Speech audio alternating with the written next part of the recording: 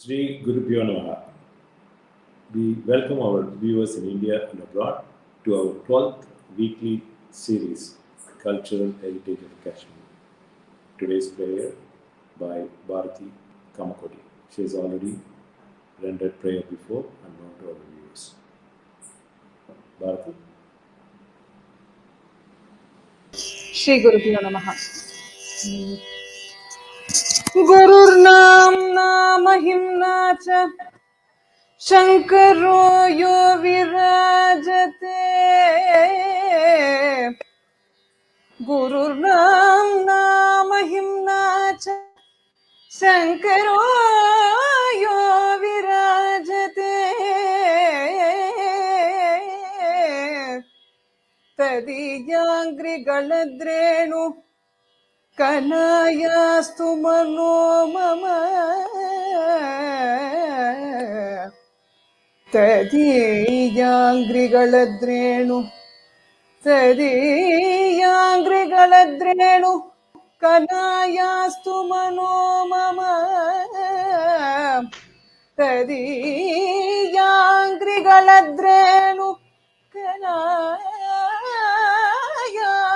मनो मम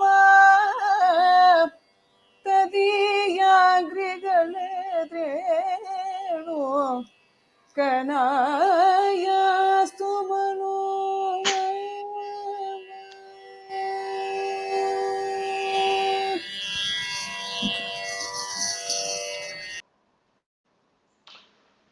Thank you, Bharati. We always start our program thanking Sri Kanchimat for this initiative and offering our namaskarams to His Holiness Shankara Vijayendra Saraswati Swamigal. With his blessings, we continue with our Kashmir Cultural Heritage series, which is 12th in our weekly series. Today's session is by Dr. Mahesh Kaul, and the topic is Resurgence of Kashmir. A few words on Dr. Mahesh Kaul. He is presently a postdoctoral fellow with the Indian Council of Philosophical Research, ICPR, Minister of Education, New Delhi, working on Sri Aurobindo and Kashmir Saivism. He holds an MBA, Hospitality and Tourism, MA Philosophy, PhD all from University of Jammu. His PhD thesis was on marketing strategies for promoting heritage tourism in Jammu region. He is a visiting faculty with Police Academy, Udhampur, and advisory board of national security think tanks like Patriotic Forum and various research organizations involved in preservation of Sanskrit civilization and moorings of the Indian nation and the national security issues. He is a life member of the Bharatiya Itihas Sankalan Yojana, devoted to historical documentation of the indigenous Indian history. Founder of Himalayan Heritage Foundation, founder editor of Navodipana, an international multidisciplinary journal on Indic tradition, culture, and heritage. Also an editor of the Jammu Heights and Enquirer Today, monthly magazines dealing with the national security, tourism, culture, heritage, socio-cultural issues. He is presently working on 4 books: Cultural Heritage of Jammu, a study of tangible and intangible heritage of Jukar, Kashmir Saiva Darshana, the philosophy, practice, and place of consciousness of Kashmir, Balochistan, Gilgit, and Baltistan, the Indian frontier.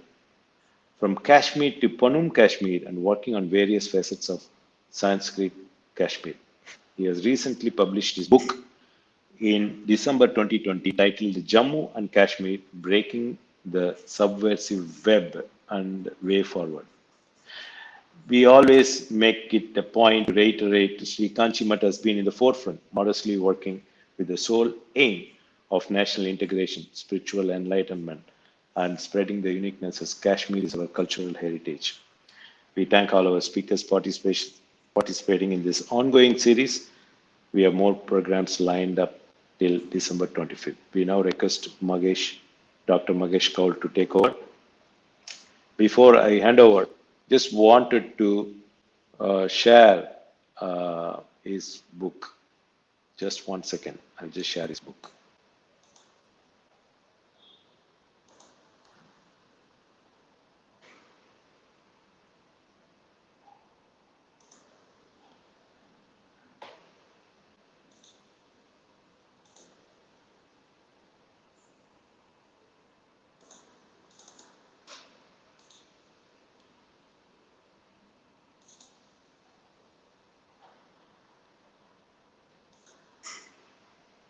I think we have some problems in getting the book across. I will show that towards the end. Now, Dr. Kaul.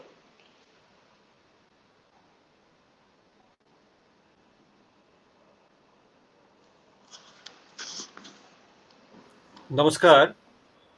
It's really a blessing to be speaking from this divine podium. And at the outset, I would like to offer my salutations at the feet of His Holiness Jagadguru Puja Shri Shankara Vijendra Saraswati Shankaracharya Swamigal and all the continuous lineage of the Shankaracharyas and the Pitha.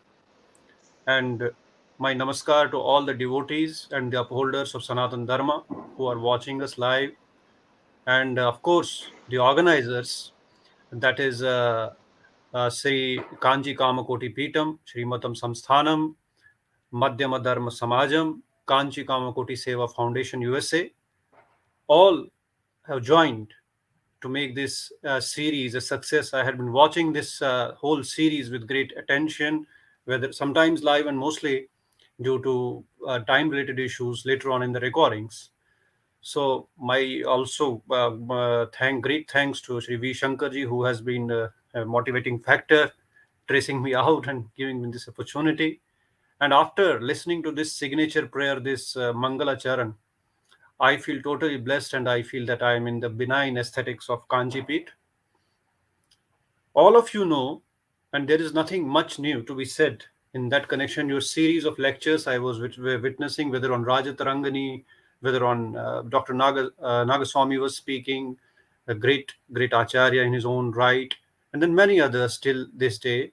They have made my job very easy now because they have given you the complete aesthetic paradigm of Kashmir, what Kashmir actually is, what Kashmir actually comprises of, both in terms of tangible and intangible heritage.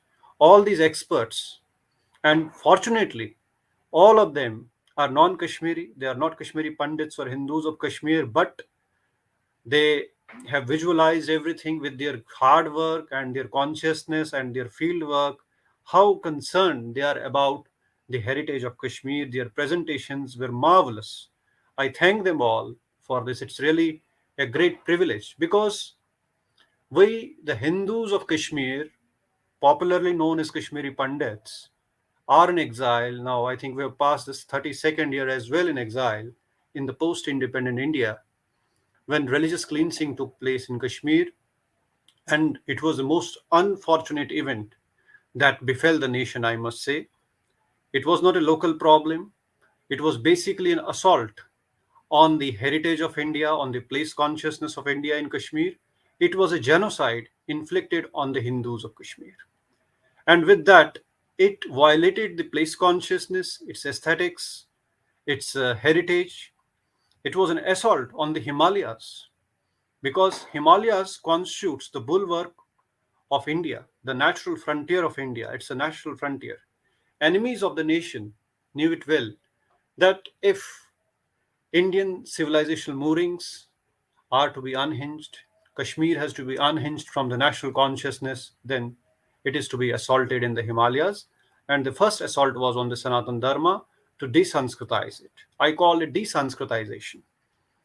Sanskrit is not only a language, it is a whole ecosystem which has been realized by our seers, by our visionaries, and they have formulated the image, rather not image, but I can say a system which is both, you can say, Paramarthika and Vyavaharika, that is executed all over the world, and India is known for its consciousness.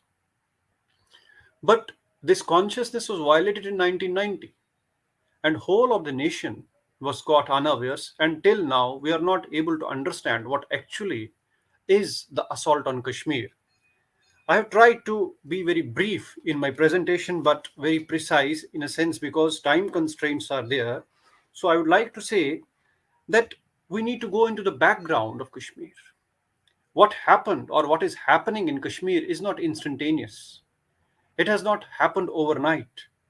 It has happened over the centuries with the invasion of Islam and in 14th century. Even Kashmir resisted these conversions, vandalization, and genocide for hundreds of years.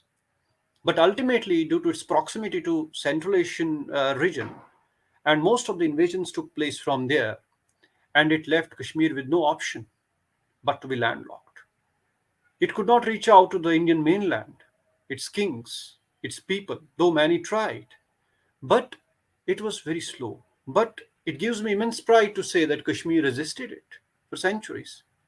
Islam, or you can say invasions, took place at later instant, comparatively. And what is the most unfortunate thing is that Kashmir or the Kashmir Mandala is the region, is the place which has a well documented system of histories from ancient times. And people only know popularly about the Rajatarangani of Kalahana. There are five Rajataranganis actually, starting from Kalahana, Jonaraja, Pragyabhata, Srivara, and Shuka. Pragyabhata's Rajatarangani is extinct. Don't know where its manuscript is, but certain people may have had glimpses. Many people, ancient scholars, have given its references. But Rajatarangani of Kalahana was composed in 10th, 11th century when the time was pretty good in Kashmir. Dharma was prospering in Kashmir. Various traditions, various philosophies were in a harmonious way being practiced in Kashmir. That's why Kalahan's Rajatarangni is very, you can say, lavish in its praise of the homeland Kashmir, very lavish about its culture, its people, its rituals, its rites, and everything. But once you reach up to Zainul Abidin's time, who commissioned this Jonah Raja, who's a court historian, to write stream of kings because Zainul Abidin came after the Sikandar Butt, the iconoclast, who made immense damage to the Hindu traditions, Hindu aesthetics of Kashmir, and ultimately, at that time, most of the vandalization had took place. It was already in ruins. This Jonah Raja, the court historian, nurtured the you can say courage to at least give the vent to genocide for the first time. In spite, you can imagine, he was writing. He was a court historian, but he has given us direct, basically, references to the genocide of Hindus and the, you can say, degradation of Dharma. So I don't know why people are on back foot when it comes to Kashmir. They are trying to be very much, you can say, pert out about the history of Kashmir. Perhaps Kashmir is the only place in India or in the world where you have got a well documented history up to 16th century. Five Rajataranganis, I told you. And I would like to quote from Jonaraj Rajatarangani. He gives the explanation of genocide in spite of the court pressures.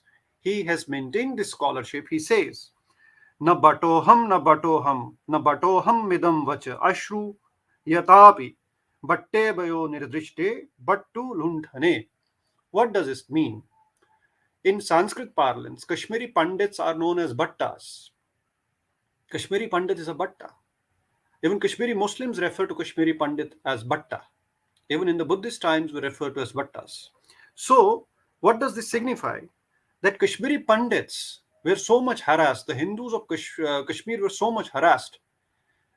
Whenever they saw the people approaching them or the invaders, they would say, no, I am not a Bhatta, I am not a Kashmiri Pandit, so that to escape. Such was the cusp. It is in around 1470 to 72, I am quoting. And even Srivara has mentioned this in his Rajatarangni. And it means that when this whole atrocities were going on, destruction was already there, tangible heritage was destroyed, but only living tradition in terms of Kashmiri Pandits to some extent was alive. They were concealing their identity. And in spite of that, they were adhering to the Dharma, but they were trying to say that I am not a Bhatta, I am not a Bhatta. It's the main attribution of John Raja. I salute him for making it clear. So, whenever you have to understand Kashmir, John Raj's Rajatarangni gives you immense clarity about what was happening in Kashmir. So, up to this 1400 and onwards, we had one more onslaught. That was the Sayyids who came to Kashmir. They vandalized it. Sayyids are termed to be Sufis. They were abandoned from their homelands in Central Asia by Taimur because they were spreading, you can say, spreading radicalism and all that things, and they were asked to leave. They were thrown out, and ultimately they got shelter in Kashmir because there was already Islamization of Kashmir was going on, and they found the shelter. And what happened ultimately? They started radicalizing the society further. And it's a myth, it's a misnomer that Sayyids were Sufis. In Kashmir, we had Sayyid Sufis who indulged in proselytization and subverting the place consciousness. Tofatul Ahbab and Baharastani Shahi are not Sanskrit texts, they are Persian texts, written by these people, eulogizing themselves, documenting the vandalization from division to division, district to district, tehsil to tehsil, how many temples, how many houses, how many Hindus, how Hindu properties were targeted. They have given this description. It's not a Hindu documentation. So, this genocide in Kashmir has been documented by the persecutor.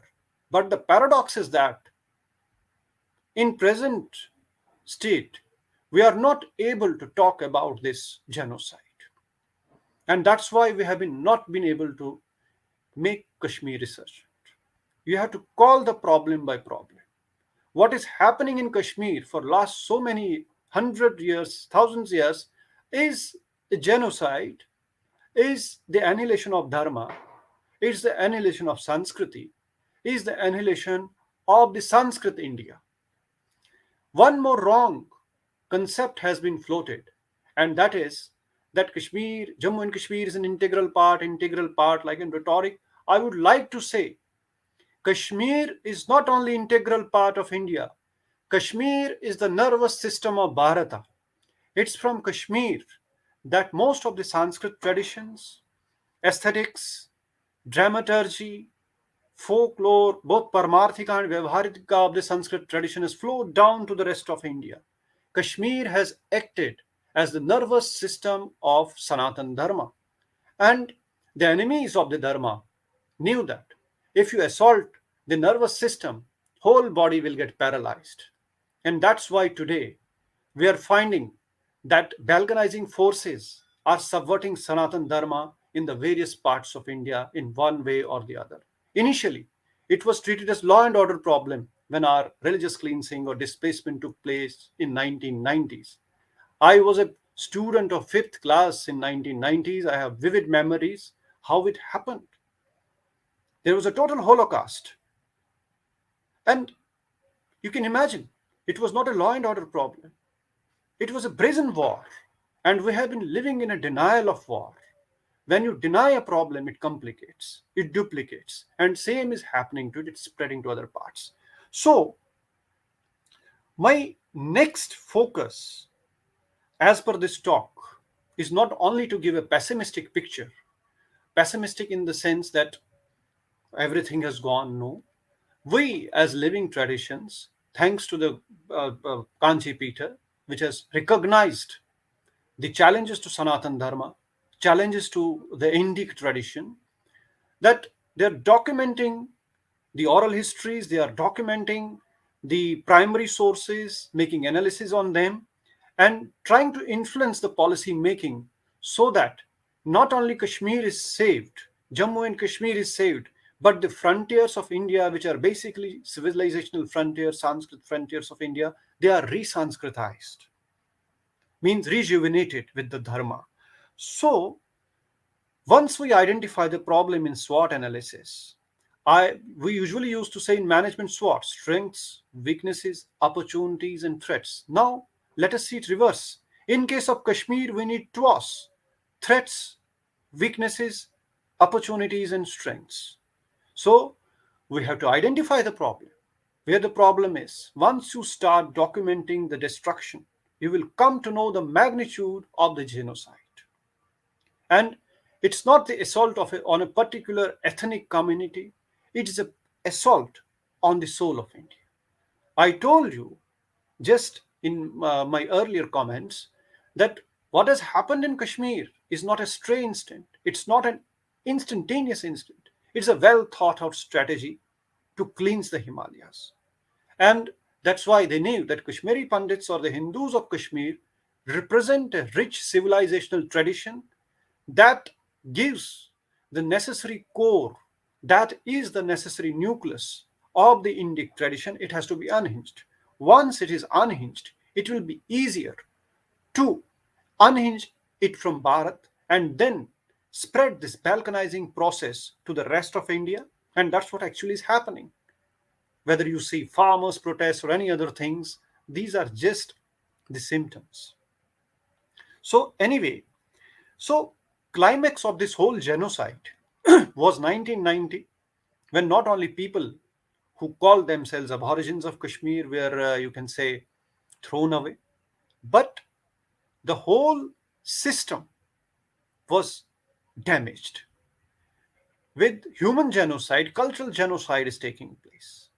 Recently, Bargashikha temple in Kashmir was vandalized. One of my friends, a month back, he went to Kashmir and documented almost 200 temples. And within his coming back, he had gone for pilgrimage because of his curiosity to pay obeisance to all the tirthas. And within within his coming back, within some weeks, the Bargashikha temple was desecrated. And those videos are already viral on the social media. So my request, or to all the people who are watching this, that there is a lot needs to be done, that awareness about Kashmir is not complete. Kashmir has not been read completely, it has not been understood completely. Try to get hand onto the scriptures, primary resources. Don't trust the secondary resources.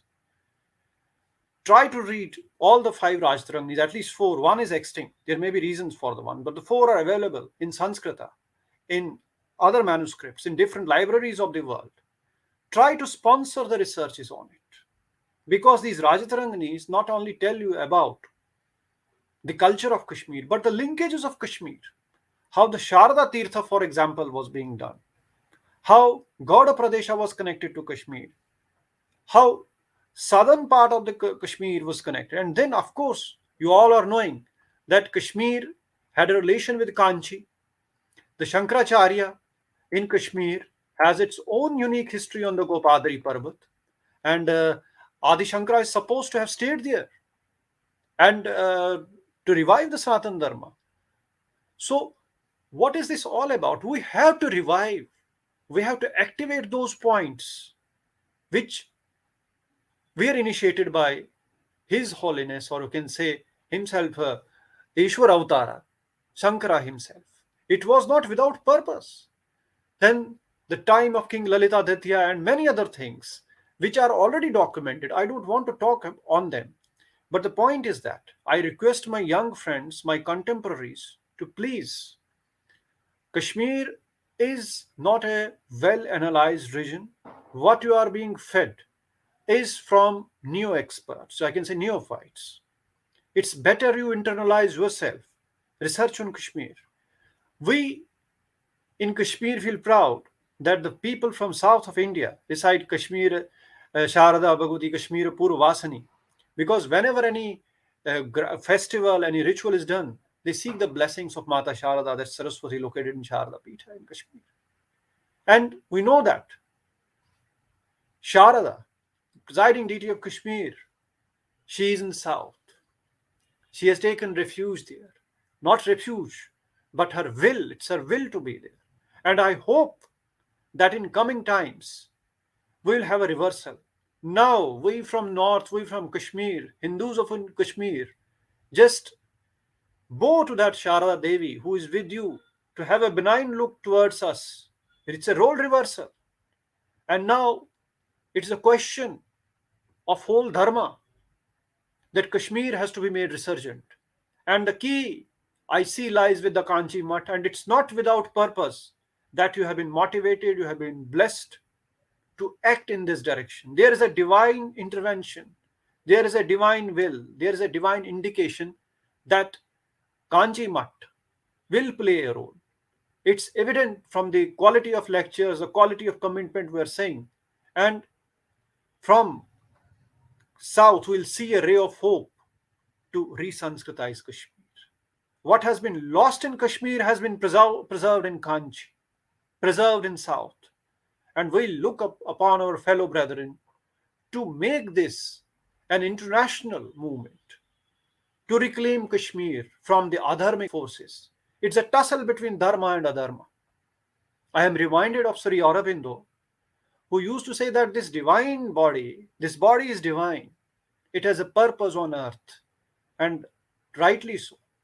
We have to ascend our mind to the state of supermind and then seek the blessings of the Adi Shakti, who is the Vimarshni Shakti of Paramashiva, to descend and slay all the demons who have devastated our heritage, our culture, our aesthetics.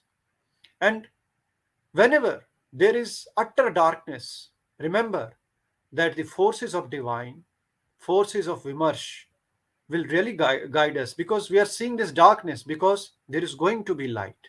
And I have that is this inner consciousness, this light is going to be from south to north, this time from south to Kashmir, because our traditions are well preserved with you. And we thank you for this great service to us. We thank you for upholding our heritage. It's our heritage, all ours, you and me and all of us. And this is not without purpose. And Kanchi Mutt, I hope, will support many programs which are research oriented, initiate chairs, initiate fellowships in various universities, encourage scholars, young scholars, even senior scholars to work on different dimensions. There's a one very important text in Kashmir that's called Panchastavi, devoted to the goddess Tripura Sundari, and it's supposed to have originated from south. Its author has been in south. And that text talks about the upayas of the Shaivism, the Advait Shaivism we practice in Kashmir. So see the linkages. Sanskrit has been our language. There was no linguistic barrier with us. Sanskrit has been like a lifeblood in our veins that has connected us all around the world. So I move on. So what is the way forward actually? We have talked about pessimism, we have talked about destruction, we have talked about genocide. I see my model to uphold Sanatan Dharma in Kashmir lies in a quadrilateral. I see it as a four corners of a quadrilateral. It has social, cultural, political, and religious connotations. The four corners of this quadrilateral are social, cultural, political, and religious. And it is connected by a diagonal called economics. All the four will generate this economics. They are not dependent on economics. They will generate this economics. And this has to be economics of dharma. And this economics is dependent on it. You may pump so much of money into Kashmir. It's not going to help you. Till you cater to the dharmic undercurrents, socio-cultural undercurrents, aesthetic undercurrents, you cannot make Kashmir resurgent. The temples which are in ruins, at least we can try in conservation language, in preservation language, the international modules which have been framed by the bodies like UNESCO and their subsidiaries like ICOMOS, which work on the preservation and restoration of heritage monuments, both tangible and intangible heritage, have suggested in their modules, whether it's Bura Charter or Venice Charter, that when heritage is vandalized, we surely can't guarantee its restoration to its original time. For example, a monument or a temple was destroyed in 14th century, it cannot be restored to its 14th century grandeur, but at least we can come somewhere near to that timeline and make it possible to restore it. So our aim has to be a realistic one, if not idealistic, and that is to at least restore Kashmir to some of its earliest time frame, 17th century or like that. And one more thing, that Kashmir has produced saints at all times who have been re-energizing the masses, fighting the genocidal attrition from time to time. Women have played a wonderful role, women saints. We have Shiva Yogini Laleshwari, who was a Shiva Yogini. Her walks still energize the people. She prophesied. We have Akka Maheshwari in the south. On the same lines with Laleshwari. She is prophesied, and her walks are still they form the part of the folklore. They are recited at marriage ceremonies, uh, other great auspicious occasions. They have visionary aspects to it. Then we have 17th century goddess incarnation of Sharika, Alakishwari Mata Rupa Bhavani, who took the cudgels with the proselytizing forces and gave succor to the society. So it's not that only men have fought, men have been in the forefront. Even women of Kashmir have played their role in keeping the Kashmir Sanskritized, spiritualized, and uphold the aesthetics of the whole region. So, till now, there have been many policy parameters which have been discussed by various governments, various agencies, but what is lacking is that they have not been able to call problem by its name. We are facing a war in Kashmir. We are not facing a proxy war. It's a war. It's a war on our civilization, war on dharma. And a war cannot sustain on its own. It is the fifth column. It is the subversives who give the host body to the parasites to thrive. And that's what has been happening in Kashmir. And that's why you are witnessing that we are placing all the eggs in wrong baskets, and there has never been the, you can say, formidable reversal of genocide and return of dharma. That's one aspect. Another one is that people say that 1990 was what, we don't know what happened. It was in 1931 we witnessed the massacres, we witnessed the loot when independence was nowhere near. When independence was nowhere near, it was a period of relative calm. But in Kashmir, these forces started infiltrating. They were brewing up. And 47 saw the invasions of Pakistani army, calling themselves tribals. They were camouflaged Pakistani army. So now the question before us is that what we can do. I gave you four doables that we have to look towards the four aspects: economy, rather this social, this socio-cultural, political, and religious paradigms, and devise our dharmic strategies in tune with this. Even our dharma is not a hollow shell. Sanatan Dharma is not a hollow shell. If we have reformers like reformer saints like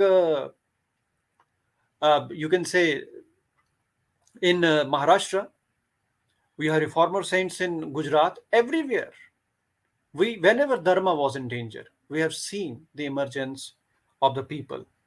So Smarth Guru Ram Das in Maharashtra, how he fortified the dharma. He was both religious and political leader. So the dharma, whenever you keep aside the dharma from the statecraft, you are bound to collapse. That's why we are witnessing a very grave problem, that Indian state is in conflict with Indian nation, Sanskrit Indian nation. It's eating the vitals. The political class has gone astray. You are seeing the resurgence of adharmis, not dharmis. We have seen how in the days gone by, even His Holiness was tried to be tarnished, and how he came out like a great sun shining. and ruling the Sanatan Dharma. We know these things, how there have been consistent attacks on the saints of India, so that Paramarthika and Vyavaharika is damaged. There is a created a wedge between Paramarthika and Vyavaharika. I don't want to name, but there has been a concerted effort from times, the Western scholarship, which tries to promote Indic scholarship, the Sanskrit scholarship, they segregate Paramarthika from Vyavaharika, and they only give preference to Vyavaharika and not the Paramarthika.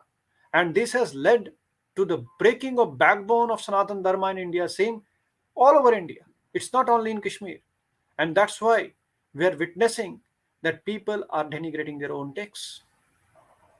They are looking to the Western scholarship as the resource material. That's why I told in the inception we have to go to the primary sources, create our own interpretation of our scriptures, even if in English or regional languages, so that we reach out to every corner. The local texts, the local saints who have been upholding Sanatan Dharma, the unsung heroes of Sanatan Dharma, they have to be made national. They have to be made transnational. Only then we can see not only resurgence of Kashmir, but resurgence of India. It is not Kashmir which has been vandalized over these years. Demolition of Kashmir as the center of its dharma has led to demolition of Bharat as center of dharma. Desanskritizing Kashmir is the root of desanskritizing India. We have to come out of it. Once we understand it, the problem solution becomes very simple. We have gone astray from our ecosystem.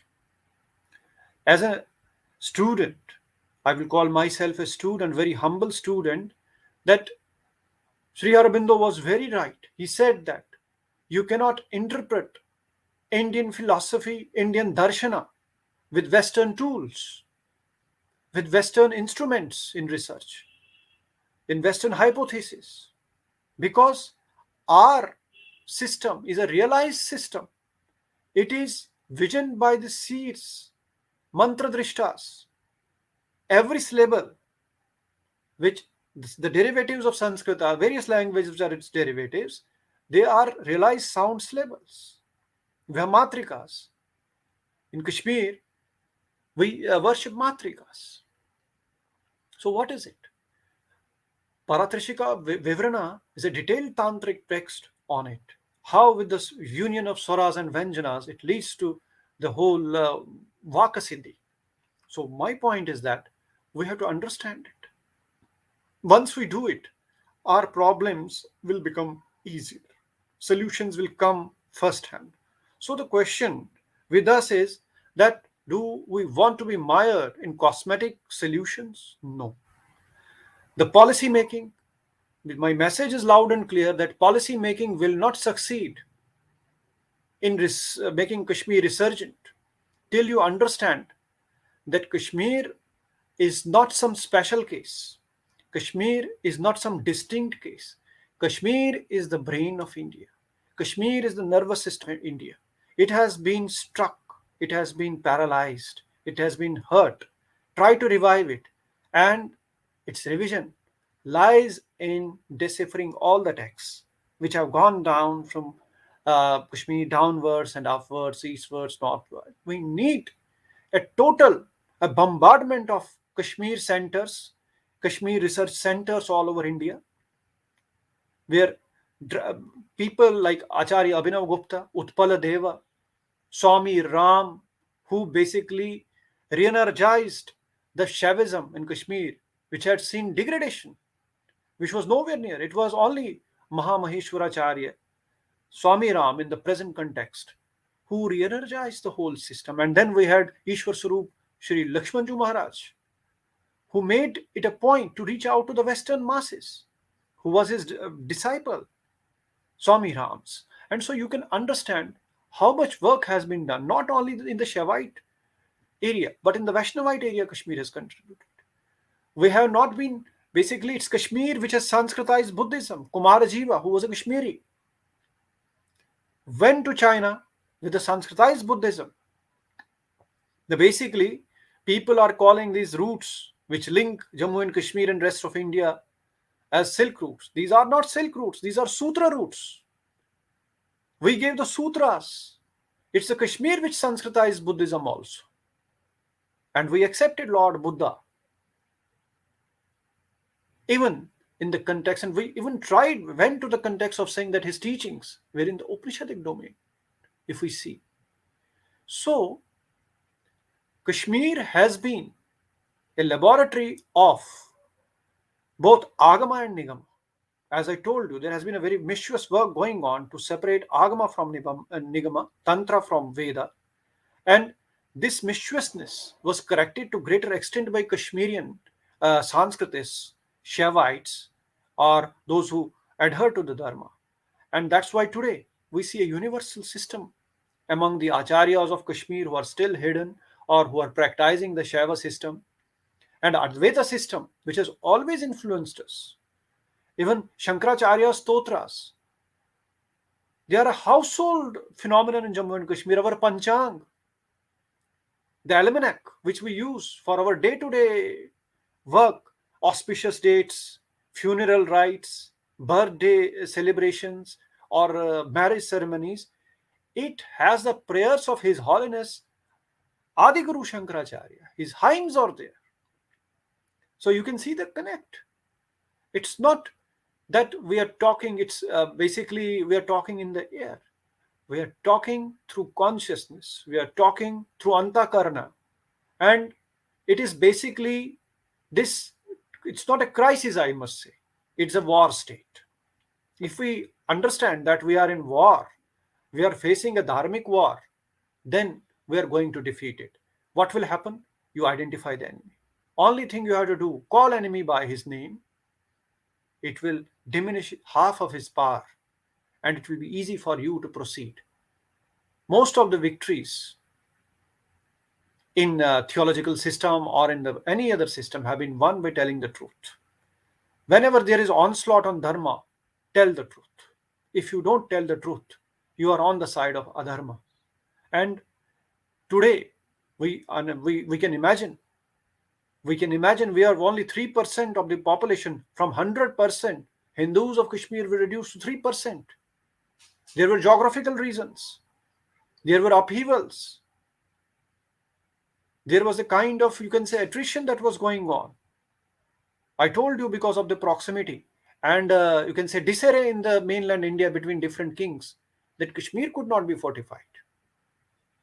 The Hindus of Kashmir were given 3 choices from time to time. If you don't adhere to the codes of conduct, that is jizya, that was enforced, even you could not perform the last rites of your deceased. The ashes were kept inside the plinth of the house till you find the opportune moment to get them immersed in the rivers, because jizya was imposed on you. You were not allowed to basically bury, they rather cremate your deceased. Rajtarangani, Srivara, Jon Raja, they mention it.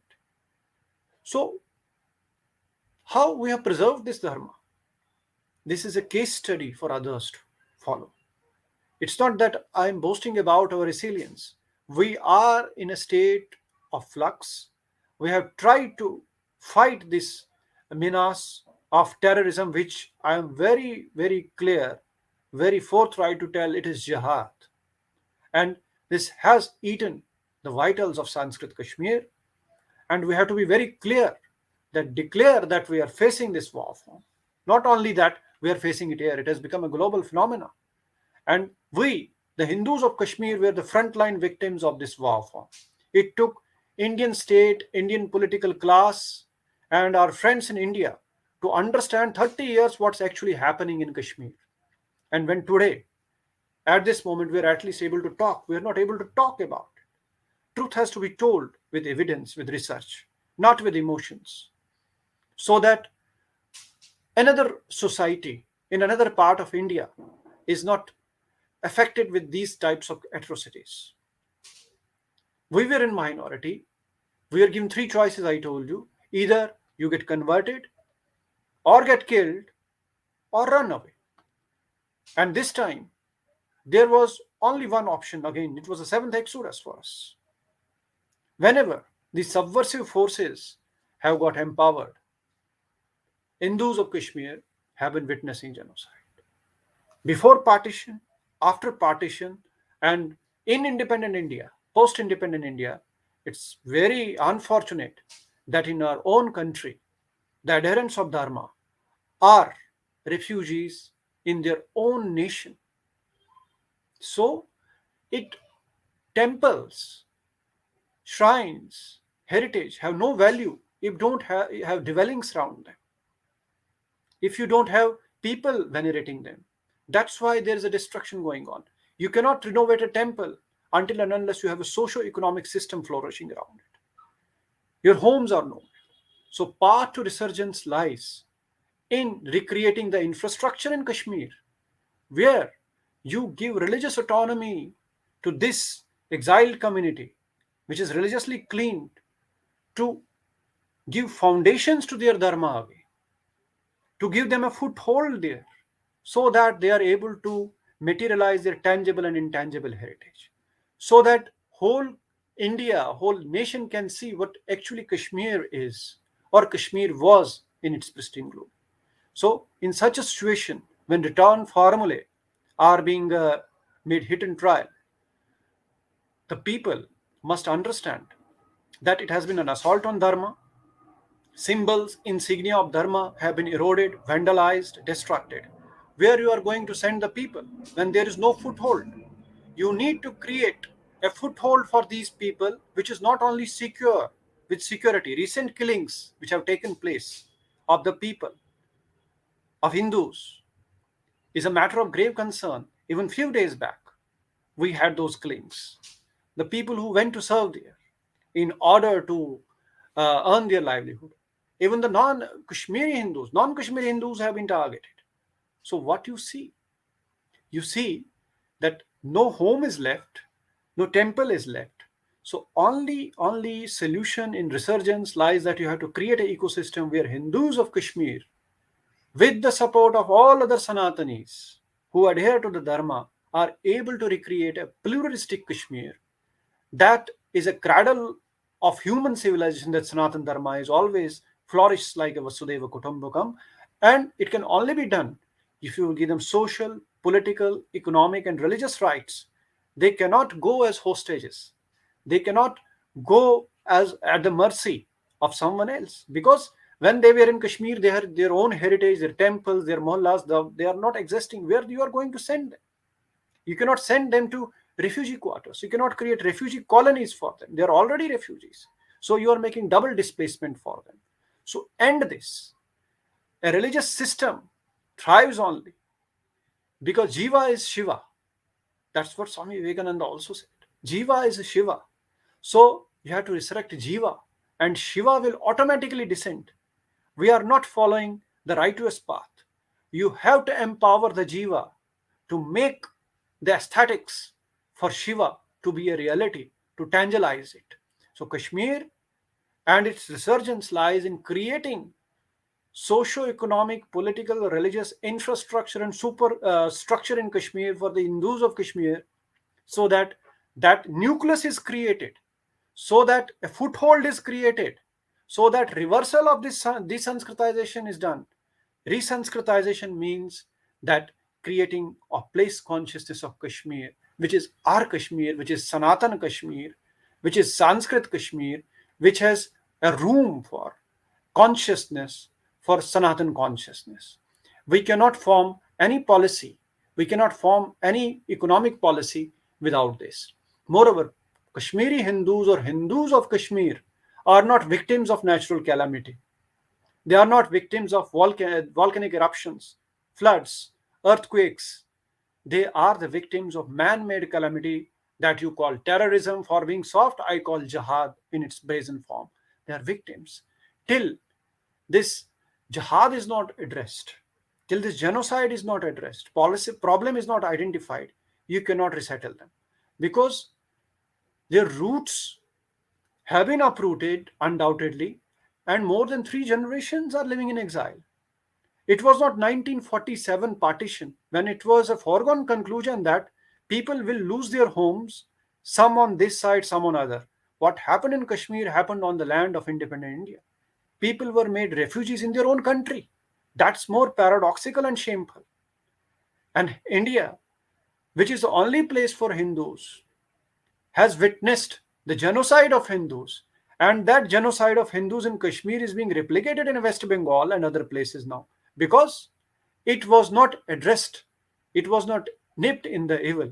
It's not that only Hindus, but it has started eating the vitals of others also who try to give it shelter, give it a host body. So, my humble submission from this divine holy platform and through you all is that resurrection of Kashmir, resurgence of Kashmir lies in telling the truth. It has time has come to throw away these smoke screens, these masks, if we want rehabilitation of Hindus and if we want the restoration of temples, restoration of pithas, restoration of shrines, restoration of, you can say, holy places in Kashmir.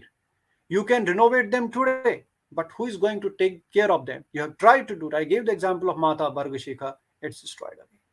So I think that even in Pandavas in Agyatwas, they were told that don't look back till you are well equipped to go. And Kashmiri Pandits must also remember that their exile is not a picnic.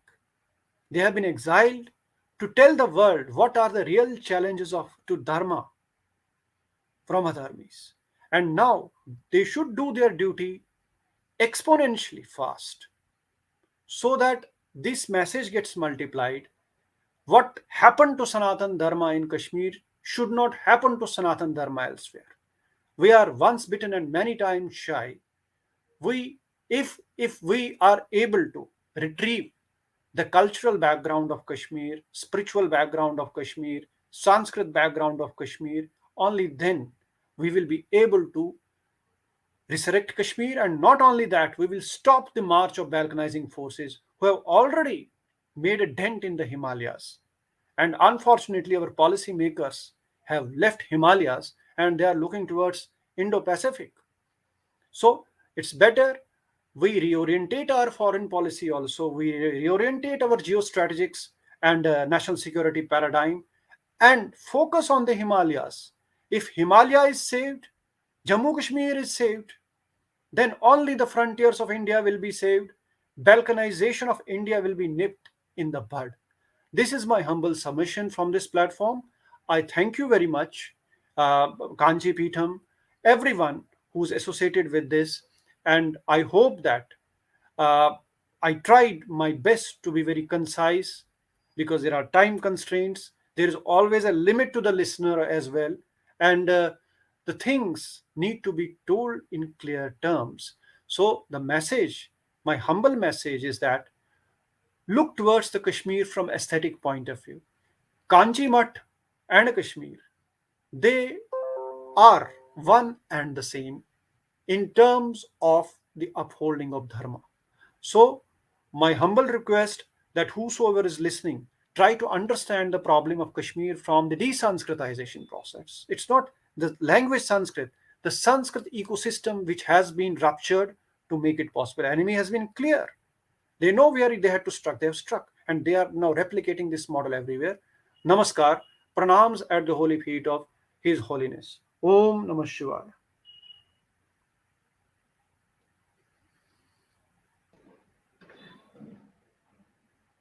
Thank you, Dr.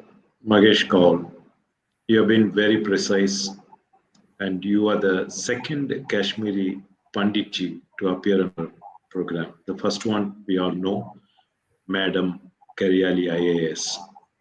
Most of the points you touched were already covered in our foundation course. That's what I call. We had 11 sessions so far. Most of the points you touched, you are very precise, and your points are resurrection, resurgence, restoration, truth. Very concise, and to appreciate what you have been saying about the South connection. First, if you have to visit Kashmir, the moment you visit Kashmir, you see Kanjivaram there. The moment you visit Kashmir, you see our South Indian temples all in ruins. And you mentioned about tangible heritage. I think that's what you're referring to. This tangible heritage versus our tangible heritage, there's a huge difference. And this has been very fascinating. And you touched upon Rajatarangani. We had 2 sessions on Rajatarangani. And your reference to the initiative Kanchimati is taking, we have been talking about it. And we want to continue these sessions as we have fast forwarded from 9th to 10th century to today's.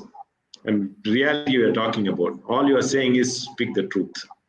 And we also talked about why people should take up this original research. And that's what most of the speakers also talked about. This has been very fascinating.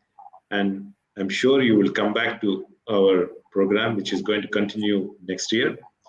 And we thank you once again. We also want to thank VDSP, which has been instrumental in streaming this. Let us see if we could get your book that we want to display now. Just 1 second, we will see.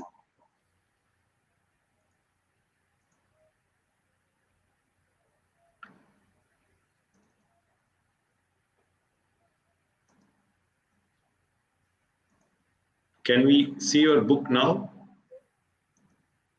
Are you able to see the book? No. No? No. I'm trying to see now. Are you able to see? No. It's not. Somehow No, I there is think an it's issue. coming. I think it's coming. Yeah. You're able It to is see? coming. Okay. Yeah. That's Thanks. a one. That's a book he has been referring to, Jammu and Kashmir, breaking the subversive web and a way forward.